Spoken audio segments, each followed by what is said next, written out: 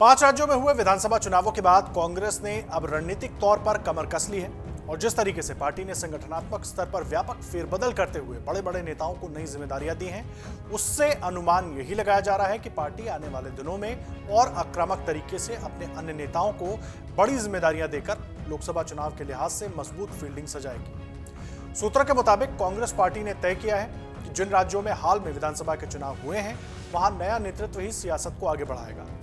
इसके लिए शुरुआत मध्य प्रदेश से हुई थी, लेकिन अब राजस्थान में भी जल्द ही इसका असर दिखना शुरू हो जाएगा। जिस तरह से अशोक गहलोत को राष्ट्रीय गठबंधन और सचिन पायलट को प्रभारी महासचिव बनाया गया है, उससे तय हो गया है कि अब राजस्थान में नया नेतृत्व मिलेगा।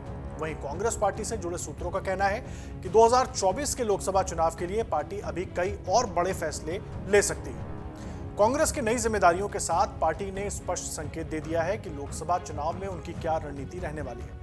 कांग्रेस पार्टी से जुड़े एक वरिष्ठ नेता के मुताबिक जिस तरीके से सचिन पायलट को प्रभारी महासचिव बनाकर छत्तीसगढ़ की जिम्मेदारी दी गई है, उससे स्पष्ट संकेत है कि सचिन पायलट का अब केंद्रीय फलक पर इस्तेमाल किया जाना है। राजस्थान के पूर्व मुख्यमंत्री अशोक गहलोत को 2024 के लोकसभा चुनाव के मद्देनजर राष्ट्रीय गठबंधन समिति का हिस्सा बनाया गया, तो वहीं राजनीति में कई सवाल भी उठ रहे हैं कि क्या प्रदेश में नए चेहरे की तलाश में है कांग्रेस। सचिन पायलट को ही क्यों राजस्थान से बाहर किया गया, जबकि इस बार का चुनाव गहलोत के चेहरे पर लड़ा गया था।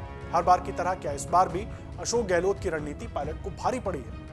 तो वहीं सूत्रों की माने तो कांग्रेस पार्टी अगले कुछ महीनों में राजस्थान में इन दो नेताओं को राष्ट्रीय स्तर पर जिम्मेदारी देने के बाद नए नेतृत्व पर दांव लगाएगी। इसके अलावा पार्टी ने जिस तरह से इस बदलाव में उदयपुर चिंतन शिविर की योजनाओं और व्यवस्थाओं को लागू किया है, उससे अंदाजा लगाया जा रहा है कि आने वाले दिनों में पार्टी युवाओं पर दांव लगाएगी। दरअसल कांग्रेस पार्टी ने जिस तरीके से 5 राज्यों में हुए चुनाव के नतीजे के बाद ये फेरबदल किए हैं, वो पहले चरण के बदलाव माने जा रहे हैं। कांग्रेस पार्टी से जुड़े सूत्रों का कहना है कि राष्ट्रीय स्तर पर इस बदलाव के बाद अब राज्यों में भी व्यापक फेरबदल की तैयारी चल रही है और शुरुआती दौर में राजस्थान के साथ कुछ अन्य राज्यों में भी राज्य कार्यकारिणी में फेरबदल किया जा सकता है। और इसके अलावा कांग्रेस के कुछ अन्य महत्वपूर्ण विंग में भी बड़े स्तर पर बदलाव का अनुमान लगाया जा रहा है, जिसमें न सिर्फ युवक कांग्रेस और महिला सभा भी शामिल है। हालांकि इन सभी संगठनों में बड़े स्तर पर कब तक बदलाव होंगे, इसकी कोई जानकारी तो पार्टी की ओर से नहीं दी गई है, लेकिन सूत्रों की अगर माने तो जल्द ही ये बदलाव दिखाई देंगे।